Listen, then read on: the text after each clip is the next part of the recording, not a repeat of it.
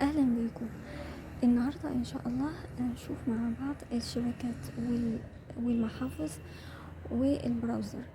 التلاتة دول مع بعض هيبقوا حاجات أساسية هنبني عليها أغلب الشغل اللي هيجي بعدين.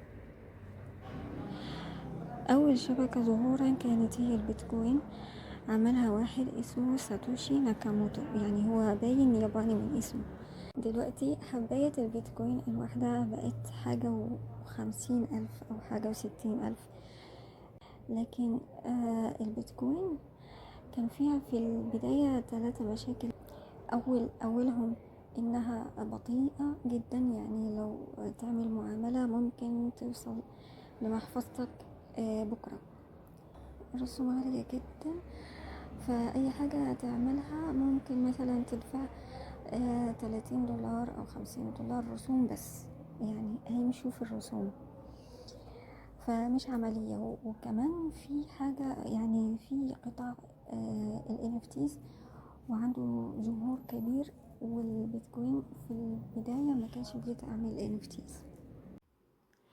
فجاء الواد التاني ده فيتاليك، عمل ثاني شبكة ظهورا في العالم وهي الإيثيريوم.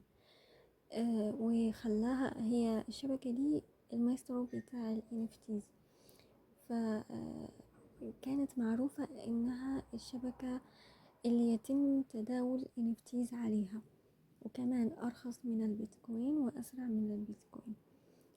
رسوم الإيثيريوم ممكن مثلا تبقى $3،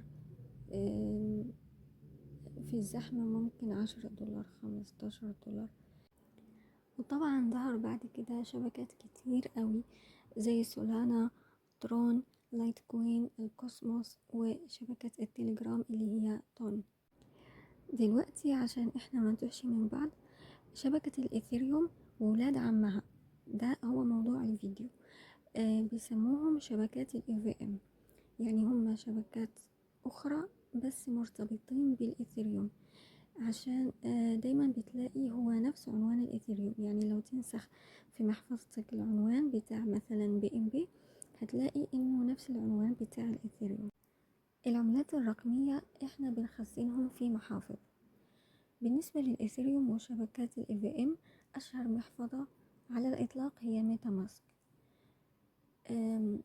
وفي محافظ تانية كتير قوي، وبينهم منافسة، وبالتالي بيحاولوا مثلا كل شركة بتحاول تعمل إضافات أو تسهيلات أو حاجات في المحفظة بتاعتها. فإحنا يهمنا المتصفح اللي جوه المحفظة. عدد كبير من المحافظ جواهم متصفح، ده هيحلنا مشكلة بتحصل كتير في الايردروبات، اللي هي لما حد مثلا بيبقى عاوز يربط محفظته بموقع معين، فبيدوس كونكت والت والمحفظة مش بتطلع اصلا، او بتطلع بس مش يعني ما بتربطش. فالافضل هنا انه بدل ما تدوس الرابط اللي هو بيكون في التليجرام، لان الاغلب في الايردروبات بيكونوا منشورين في التليجرام، فانت لو دوست في الرابط وفتحته مباشرة بيفتح في متصفح التليجرام. يعني حتى تطبيق التليجرام اضافوا متصفح، لكن جوه متصفح التليجرام مفيش المحافظ. فانت لما تدوس كونكت والت ممكن ما تطلعش المحفظة ويحصل المشكل ده.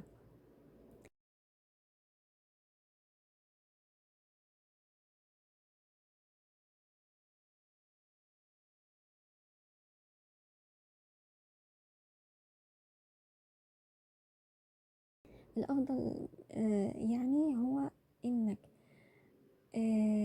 تعمل كوبي للرابط وتفتح المحفظة اللي انت شغال بيها، وتفتح البراوزر اللي جوه المحفظة وتنسخ الرابط هناك وتلصقه يعني. فانت هتفتح الموقع جوه المحفظة ذات نفسها، فلما هتدوس كونكت والت هتربط معاك فورا. ده حل. وفي الحل التاني هو متصفح ميسيس. يعني المتصفح ده بصراحة آه، المهم انت تختار اما تستعمل متصفح جوه المحافظ اللي عندك، او تستعمل متصفح ميسيس، لانه شغال زي ما تكون مثلا على بيسي.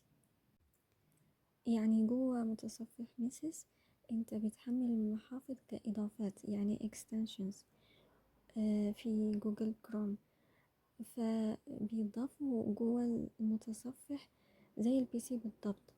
ولما بتدوس كونكت والت بتفتح المحفظة بسلاسة وبسرعة، ما فيهوش مشاكل، وأنا بعتمد عليه كتير.